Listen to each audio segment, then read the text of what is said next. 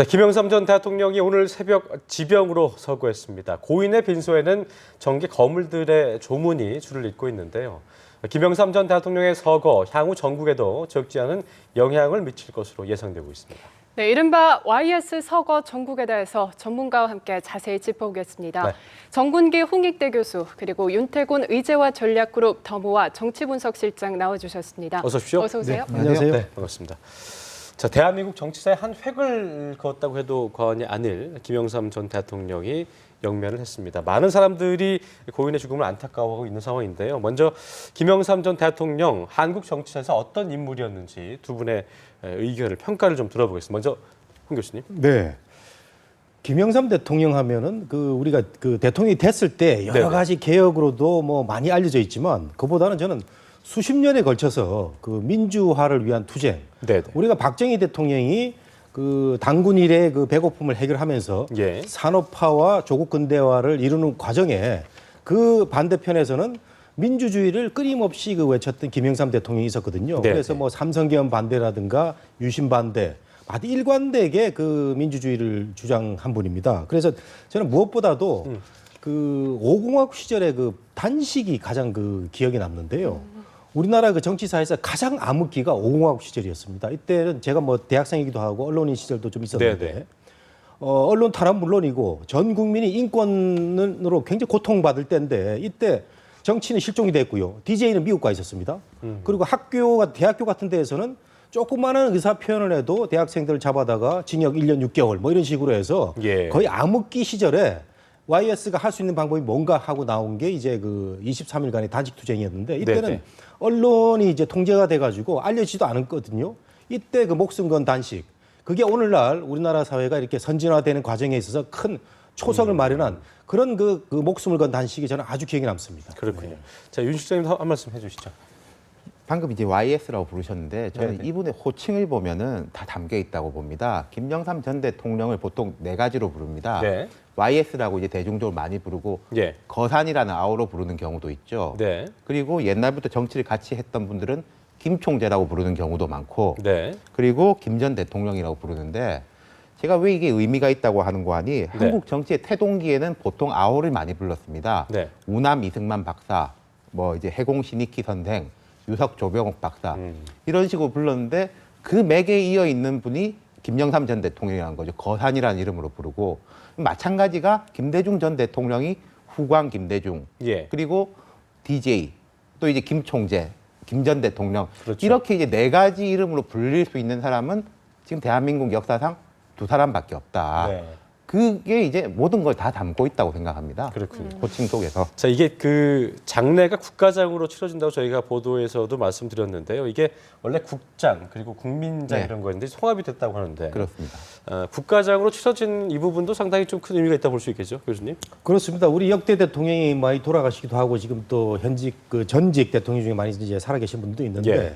그동안에 좀 약간 혼란스러웠습니다. 뭐 이승만 대통령 시작해가지고 국장으로 치른 분도 있었고 또는 국민장으로 치르신 분도 있고 뭐 본인의 이제 유족의 뜻도 좀 담겨 있지만 그래서 국장이나 국민장에 따라서 어떤 절차도 좀 달라졌는데 네네. 이런 것을 고려해가지고 지난번에 통과를 시켰죠. 국가장으로 해서 장례도 5일 동안 하기로 이렇게 딱 돼 있습니다. 그렇기 때문에 법 제도가 새롭게 시행되는 이후에 처음으로 돌아가시는 전직 국가 원수가 돼서 이런 것도 첫 케이스가 될 것 같고요. 예. 뭐 저는 국장이 됐든 국민장이 됐든 국가장이 됐든 김영삼 전 대통령의 서거는 정말 이 세 가지 단어가 다 합쳐져도 우리 국민들이 앞으로 한 닷새 동안은 대통령의 죽음을 어떻게 섭섭해하고 예. 슬퍼하고 하는 그런 계기가 되지 않나 생각이 됩니다. 그렇습니다. 네, 김영삼 전 대통령 빈소에 정말 많은 거물급 정계 인사들의 조문이 줄을 잇고 있는데요. 제일 먼저 빈소를 찾은 김무성 새누리당 대표가 오열을 하고 또 상주를 자처하기도 했다죠. 그렇습니다. 뭐 상도동계 막내뻘이고 예. 상도동계 출신 중에 이제 친박계 서청원 최고위원도 네. 있습니다만은 가장 지금 위상이 높은 인물이지 않습니까? 그렇습니다. 김무성 대표 같은 경우에 또 이제 대권에 대한 생각도 있으신 분이니까 당연하게 이제 정치적 아들을 자임하는 게 당연하겠죠. 근데 이제 이런 부분이 있다고 봅니다. 김무성 대표의 스타일이나 정서 같은 걸 보면은 김영삼 전 대통령을 많이 빼닮았습니다. 예. 큰 부분이.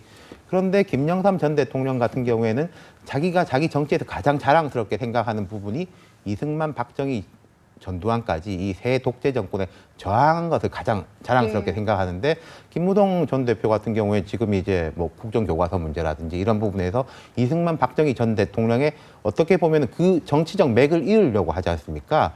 그렇기 때문에 김무성 대표가 향후에 이제 정치적으로 김영삼의 적자다 이렇게 하기에는 조금 이제 다른 부분이 있을 것 같습니다. 예.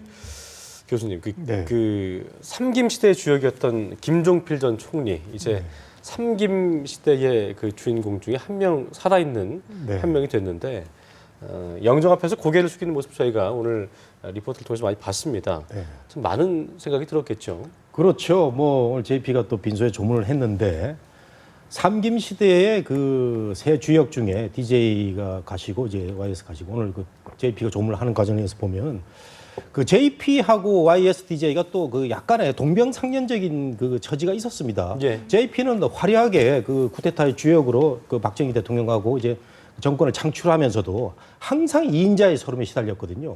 그래서 이 그 박정희 대통령으로부터 또는 박정희 대통령의 어떤 또 주변의 측근으로부터 항상 견제를 당하고 압박을 당하는 그런 서름 속에서 뭐 자의반 타의반 외를 두 번씩이나 하고 예. 그래서 영원히 그 집권에 대한 그 어떤 의욕을 가지고 있는데도 그런 그 환경, 불우한 환경이 있었고 마찬가지로 그 처지는 다르지만 야당에서는 이제 그 DJ, YS 두 분이 계셨는데 예. 특히 김영삼 그 전 대통령은 DJ가 외유에 나갔을 때 국내 정치사에서 거의 혼자 뭐 정말 그 고군분투할 정도로 박정희 대통령하고 이렇게 거리를 두면서 싸웠단 말이죠. 이런 점에서는 두 분이 그 몸담고 있던 진영은 달랐으나 예. 한 분이 느끼는 감정이라든가 또 예. 김영삼 대통령이 그 압박이나 고통을 받았던 거는 조금 동병상련적인 모습도 없지 않아 있었다. 또 예. 세 사람이 민주화의 봄을 두 번이나 놓쳤잖아요. 그러니까요. 80년에도 안심하다가 전두환 정권에 의해서 한번 또 치였고 87년에도 단일화 못해가지고 온 국민들이 욕을 하는데도 결국은 대권 욕심에서 단일화 못해가지고 결국 나중에 두 분이 다 대통령 했지만 그런 점에서 이 삼김이 주는 우리나라 정치사의 여러 가지 교훈은 참 그 네. 여러 가지를 네. 준다고 하겠습니다. 실장님, 그 앞선 리포트로도 보셨지만 이게 그 김 전 총리와 김 전 대통령 애증의 관계였다. 이게 어떤 얘기인 겁니까? 잘 아시다시피 이제 3당 합당을 했지 않습니까? 이게 이제 절반의 뭐 성공이라고도 하지만은 김영삼 전 대통령은 3당 합당을 했기 때문에 결국 대통령이 네, 있었던 네. 것이고 그때 김종필 전 총리가 이제 세 번째 파트너였었죠. 예. 그런데 결국 이제 정권 중반이 되면서 갈라지게 되지 않습니까? 그러면서 김종필 전 총리는 다시 김대중 전 대통령하고 손을 잡아가지고 한 번 더 이제 킹메이커 역할을 하게 되는 거죠. 그렇기 때문에 그런 면에서도 이제 애증의 관계가 있는 것이고 정 교수님 말씀하셨지만은 실은 이제 박정희 전 대통령 시절에 김영삼 전 대통령이 많이 탄압을 받을 때는 김종필 전 총리가 뭐 크게 도움은 됐겠습니까만은 좀 음으로 양으로 좀 예. 너무 강경책에 대해서는 좀 방패막이를 쳐주려고 하고 그런 모습들이 있었거든요. 그렇기 때문에 이제 애증의 관계라고 하는 그건 것이고. 애군요. 애증. 네, 그렇죠. 그건 애고 그렇군요. 이제 증이라는 것은 네. 정권 창출은 같이 했지만은 결국 이제 갈라져서 그리고 김영삼 전 대통령이 이제 재임 중에 어려움을 준 것 그리고 이제 DJ 정부를 만드는데 1등 공신이 된 것 뭐 그런 걸 이제 증으로 볼 수 있겠고 한 가지 더 짚어보자면은 그 김영삼 전 대통령이 1992년에 당선이 될 때 대선 네네. 공약이 박정희 기념관을 대구에 세우겠다라는 거였습니다. 어. 그때 이제 보수층까지 품어 안으려고 하는 것이었는데 정권을 창출하자마자 그 공약을 지키지 않았고 박정희 전 대통령이 계속 이제 강하게 비판을 하면서 자기는 이제 민주주의의 적자임을 자임을 했거든요. 김정필 전 총리하고 갈라진 데는 그런 맥락도 있었고 김대중 전 대통령은 그 공약을 받아서 그리고 이제 대구에 이제 그 예산 예. 지원을 하고 지금 도서관도 건립이 되고 했죠. 네, 이명박 전 대통령도 빈소를 찾았습니다. 이명박 전 대통령이 정계에 입문하는 데 있어서 김영삼 전 대통령이 크게 기여를 했다고 하죠. 예, 김영삼 전 대통령은 참 그 인재 발굴에 정말 예. 해안을 갖고 계신 분 같아요. 지금 우리나라 정치를 뭐 주무르는 사람들 또 그 정치 주변에 있는 여러 사람들을 뭐 거의 뭐 100% 김영삼 대통령 발탁에도 관이 아니다. 예. 특히 그 MB 대통령을 그 정계에 진출하게 한 분이 또 그 YS 대통령인데 그 두 분이 백이 다르지 않습니까? 한 분은 정말 정치 쪽에서만 그 커온 분이고 이명박 대통령은 기업 쪽에서 큰 분인데 딱 발탁을 해가지고 대통령을 만들고 하는 걸 보면은 정말 해도 뛰어나고 그 다음에 그 우리가 기억납니다만은 그 문민정부 때 보면 말이죠. 네. 문민정부 때 그 초대 그 청와대 수석들을 보면은 뭐 재야 인사들이 많습니다. 예. 뭐 재야 인사들도 많고요. 정말 그 우리가 감히 상상할 수 없는 정도의 그 인재를 발탁하고 있고 그 다음에 우리 예. 정치권 잘 아시다시피 손학규, 이인재 뭐 이런 분들 길에서 그 다음에 이회창 그 총리 있지 않습니까? 이분은 예. 뭐 대통령을 3번 도전한 분인데 이분도 그 YS가 발탁을 해가지고 결국 예. 나중에는 좀 마음이 좀 안 맞았지만 예. 하여튼 우리나라 정계를 주무르는 모든 분들을 다 발탁했다 예. 이렇게 보면 되겠습니다. 이 말씀하신 것처럼 YS 키즈들이 현재 활발하게 활동을 하고 있는데요. 그렇습니다. 지금까지 한국 정치를 주도하고 있는 이유 어디서 찾아볼 수 있을까요? 방금 이제 정 교수님께서 예. 말씀하신 대로 광폭으로 사람을 썼다는 거죠. 첫 번째로는 예컨대 이제 한완상 전 부총리 같은 경우에도 김영삼 정부 때 발탁한 분이고 이분 같은 경우는 아주 진보 쪽에 있는 예. 분이고 또 뭐 우측에 있는 분은 막론할 것 없고 그리고 김대중 전 대통령과 김영삼 전 대통령이 좀 용인수를 비교를 해보자면은 네. 김대중 전 대통령은 훈육을 하고 이제 공부를 열심히 해야 된다. 의정 활동 똑바로 하고 있냐 이렇게 철두철미 이렇게 체크하는 스타일이라고 한다면 김영삼 전 대통령 같은 경우엔 풀어놓는 너 하고 싶은 대로 이렇게 자유를 해봐라. 가는군요. 예. 그러니까 광폭 행보라고 하는 게 스타일에 따라서 좀 왼쪽으로 갈 사람은 왼쪽으로 가고 예. 오른쪽으로 예. 갈 사람은 오른쪽으로 가라. 이런 식인데 김대중 전 대통령은 그래서 이제 장점도 있습니다만 어떤 이념적 동질성이 아직 강하지 않습니까? 동교동계 같은 경우에는 그런 이제 차이가 있다고 봐야 되는 그렇군요. 거죠.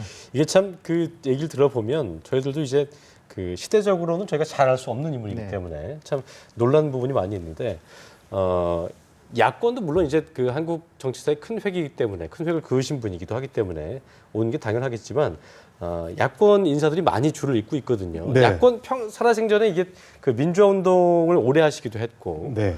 야권 쪽과도 연이 많이 닿아 있는 걸로 알고 있습니다. 어떻습니까? 그렇습니다. 70년대 야당을 보면 지금 새정치민주연합에 거슬러 올라가는 그런 역사도 맞물려 있어서 예. 뭐 70년대도 그렇고요. 80년대도 보면은 그 민취협이라는 조직을 통해서 야권 인사들, 특히 또 재야 인사들하고도 아주 밀접한 그 관련이 많이 있습니다.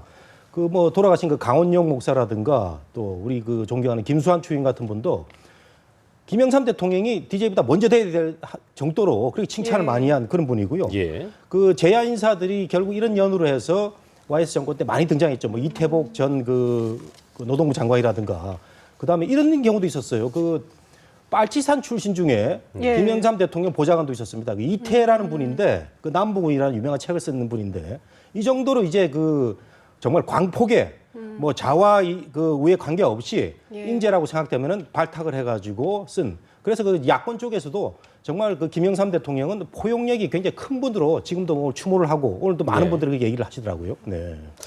이게 보니까 그 실장님, 그 김영삼 전 대통령을 두고 이제 공과 과가 상당히 뚜렷한 인물이다 이렇게 평가를 하더라고요. 이 부분 좀 짚어주실까요?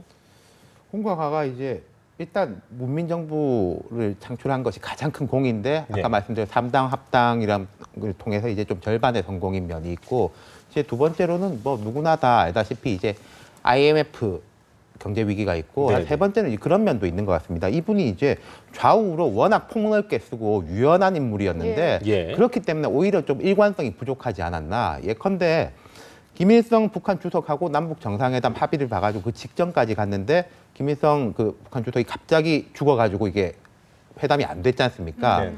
근데 본인은 이렇게 하려고 했는데 이제 김대중 전 대통령이 이렇게 남북 정상회담을 하려고 할 때는 또 강하게 비판을 예. 했었거든요. 그런 부분에서 이제 좀 정치적 일관성이 없었다. 이런 부분이 이제 좀 비판의 대상이 되는데 또 이제 거꾸로 보면은 그런 유연함 때문에 지금도 YS 키즈들이 이곳저곳에 이제 퍼져 있는 네. 거 아니겠습니까? 그렇군요. 네, 이제 관심은 박근혜 대통령이 직접 조문을 할 것인가인데요. 네, 어떻게 보시나요? 아, 뭐 당연히 저는 예. 그 박근혜 대통령이 조문할 걸로 보입니다. 그 우리가 그 70년대를 돌이켜 보면은 박정희 대통령이 그 산업화로 그 굉장히 국가 성장을 주도할 때 김영삼 그 야당 총재가 끊임없이 태클을 걸면서 견제를 했거든요. 그런 가운데 79년에 박정희 대통령이 서거를 했을 때 예. 당일날 저녁에 바로 그 조문을 한 분이 김영삼 그 신당 총재였습니다. 그렇기 때문에 두 분이 이제 서로를 알아보는 거죠. 그렇기 때문에 네. 박정희 대통령의 그 따님인 그 박근혜 대통령의 존재도 뭐 칠풍이라는 한때 그 약간 그런 비하적인 발언도 있었지만 그건 뭐 저는 본심이 아니라고 보고 그 우리 여권을 그 리더하고 있는 박근혜 대통령에 대한 여러 가지 마음 씀씀이가 있다는 걸 제가 많이 들었어요. 그런 걸 보면은 박근혜 대통령도 알고 있을 것이고 뭐 귀국하는 대로 저는 그 조문을 가지 않을까 이렇게 생각이 됩니다. 이게 저희 이제 이런 얘기를 여쭤본 게 왜 그러냐면 이제 그 79년 신민당 총재 시절 때 유신 정권에 의해서 이제 국회의원직이 제명됐잖아요. 그때 당시에도 그 유명한 말이지만 오늘 문재인 대표가 그 빈소에 들어가면서 얘기를 하기도 했었죠. 달개 목을 비틀어도 새벽은 온다. 뭐 이런 부분 때문에 박 대통령과 김영삼 전 대통령 사이가 어떤 관계일까? 이걸 궁금해하시는 분들이 많을 텐데 앞서도 실장님께서 언급을 많이 하셨지만 굉장히 좀 그 사람 관계에 있어서, 그러니까 정치적인 부분과 사람 관계에 있어서 우리가 뭐 소위 얘기해서 투트랙 전법으로 하는 거라고 봐야 되는지 상당히 좀 어떤 관계라고 좀 볼 수 있을까요? 차이가 좋지 않죠. 그러니까 김영삼 전 대통령 같은 경우에 2007년 한나라당 대선 후보 경선 때 그 이명박 박근혜 대결 때 네네. 이명박 후보의 손을 완전히 들어줬었고 2012년 경선 때도 뭐 김문수, 임태희 이런 주자들이 찾아올 때마다 박근혜 후보를 강하게 비판을 했었고 인간적으로 그 사적으로도 참 그런 게 2006년에 박근혜 대통령이 한나라당 대표 때 그 피습을 당하지 않습니까? 그 지원 유세를 하다가 커터칼에 그때 이제 김영삼 전 대통령이 절대 이런 일이 있어서는 안 된다라고 하면서 무슨 예를 들었는고 하니 나도 박정희 정부 때 초산 테러를 당해가지고 그 마음을 잘 안다라고 했거든요. 그럼 박근혜 대표 마음에서는 이게 위로를 하는 것도 아니고 비판을 하는 것도 아니고 이런 관계가 형성돼 있고 하지만 이제는 돌아가셨고 정통성이 있는 분이고 한국의 역사고 또 이제 보수 정권의 그 선대 이제 대통령이기 때문에 박근혜 대통령이 이제 품어 안고 조문을 해야죠. 예. 네, 이제 김영삼 전 대통령의 장례가 5일장으로 치러집니다. 국회 일정은 잠정 중단된다고 봐야 할까요? 그렇죠. 뭐 잠정 중단되는 와중에 또 뭐 지금 예산안도 짜야 되고 뭐 공천들도 마련해야 되고 선거구 획정돼야 되고 그런 또 그 세부적인 업무는 진행되리라고 보는데 저는 이런 것보다는 김영삼 전 대통령이 오늘 서거한 걸 계기로 해서 우리 닷새 동안 우리 국민이 뭘 생각해야 될 것인가.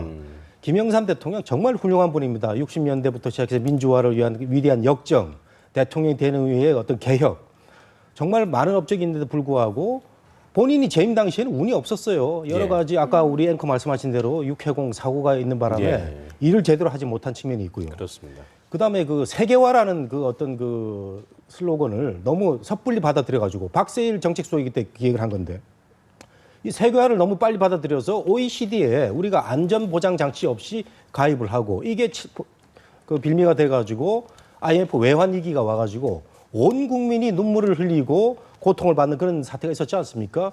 거기에 대한 생각 우리가 한번 해볼 필요가 있다. 과연 김영삼 대통령이 그 말기에는 어떤 그 리더십을 가지고 그 나라를 이끌었는지, 그 참모들은 어떤 그 리더십을 보좌를 했는지 이런 문제를 한번 따져봐야 되기 때문에 저는 그 김영삼 전 대통령의 이번 5일장이 우리 국가가 한 단계 더 점프하는데 대통령의 리더십에 대한 연구를 온 국민들이 한번 같이 한번 생각해보는 그런 계기가 됐으면 좋겠습니다. 예, 오늘 말씀 감사드립니다. 지금까지 정군기 홍익대 교수 그리고 윤태곤 의지와 전략그룹 더모압 정치 분석실장이었습니다. 네, 고맙습니다. 고맙습니다. 감사합니다.